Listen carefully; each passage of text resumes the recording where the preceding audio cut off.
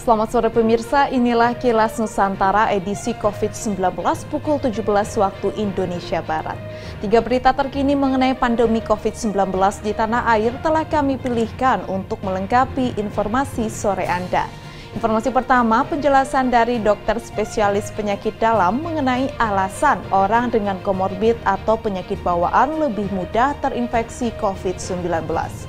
Kemudian di musim hujan ini, pakar epidemiologi Universitas Indonesia Pandu Riono mengingatkan masyarakat untuk taat pada protokol kesehatan, termasuk tidak melepaskan masker dan tetap menjaga jarak saat berteduh dari hujan di jalan. Terakhir ada informasi dari Pemprov Kalimantan Barat yang optimistis sanggup mengubah status zona merah COVID-19 dalam waktu 1 pekan. Dan berikut Kilas Nusantara edisi COVID-19 selengkapnya. Dari 100% orang yang terinfeksi COVID-19, 95% diantaranya bisa sembuh. Sedangkan angka kematian yang diakibatkan oleh virus ini hanya 3-5%. Namun, 90% pasien yang meninggal dunia akibat COVID-19 disebut memiliki penyakit penyerta atau komorbid, seperti diabetes, kardiovaskular, hipertensi, paru-paru, dan ginjal. Hal tersebut dikatakan oleh dokter spesialis penyakit dalam Chandra Wiguna dalam diskusi virtual di Graha BNPB Jakarta, Kamis 5 November. Ia menyebut pasien dengan komorbid akan memiliki gejala klinis lebih berat ketimbang mereka yang tidak. Ini dikarenakan komorbid dapat membuat daya tahan tubuh pasien menurun, dan menjadikan fungsi dari organ-organ di dalam tubuh tidak bekerja dengan baik. Nah, pada yang memiliki komorbid, dia akan lebih mengalami gejala-gejala yang berat. Dalam hal ini adalah terutama gejala sesak nafas. Jadi sesak nafas yang dapat berakibat pada kegagalan nafas, di mana dia butuh oksigen, bahkan sampai butuh alat bantu nafas, ventilator, bahkan ya sampai meninggal. Oleh karena itu, ia menegaskan, agar orang yang memiliki komorbid dapat menerapkan protokol kesehatan secara ketat, yakni memakai masker ketika berada di luar rumah, menjaga jarak minimal 2 meter dan tidak berkerumun, serta sering mencuci tangan pakai sabun dan air mengalir. Dari Jakarta, Alfra Augesti, Kantor Berita Antara mewartakan.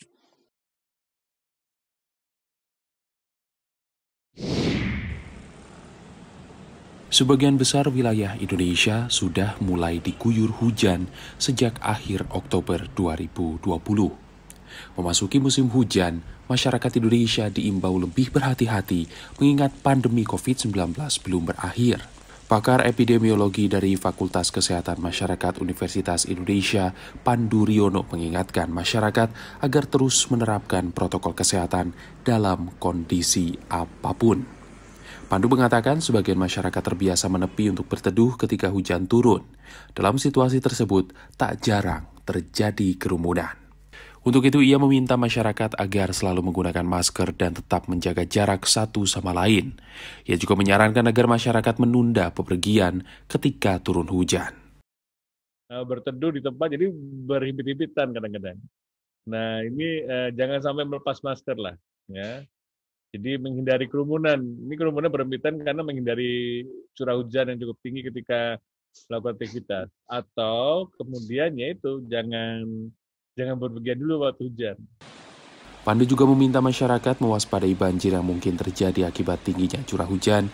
Ia khawatir jika banjir menyebabkan masyarakat terpaksa mengungsi. Pengungsian yang ditinggali puluhan hingga ratusan orang berpotensi tinggi menjadi klaster COVID-19.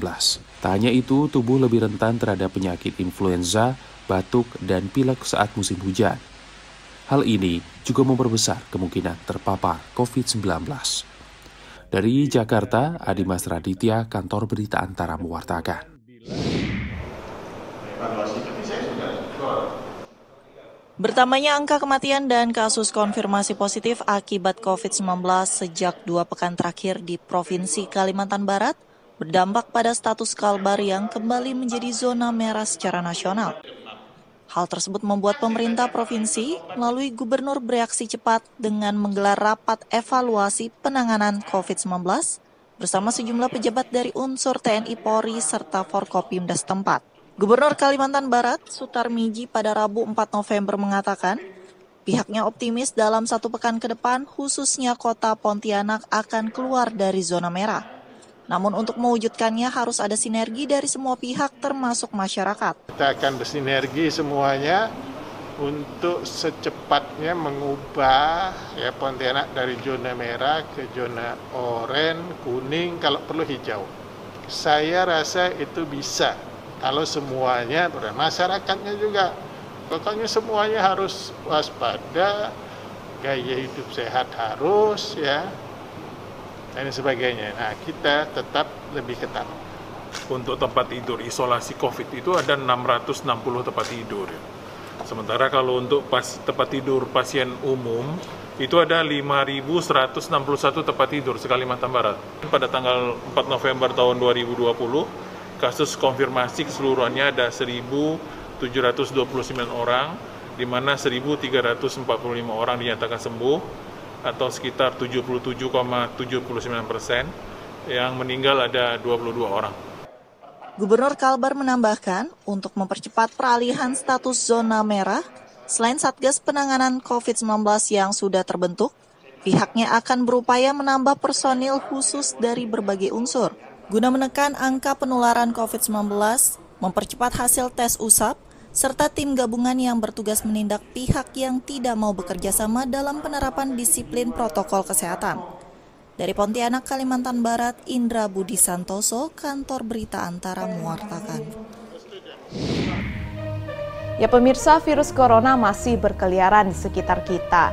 Anda dengan usia muda dan sehat mungkin saja bisa sembuh dalam waktu singkat jika tertular virus corona. Namun tak begitu pada orang tua atau keluarga Anda dengan usia lanjut dan memiliki penyakit bawaan. Karenanya patuhlah pada pesan ibu, yakni 3M. Tak hanya untuk melindungi diri sendiri, namun juga melindungi orang tua dan keluarga tercinta Anda. Kilas Nusantara edisi COVID-19 akan kembali hadir besok pagi pukul 9 waktu Indonesia Barat. Terima kasih dan sampai jumpa. Ingat selalu pesan ibu, jaga jarak.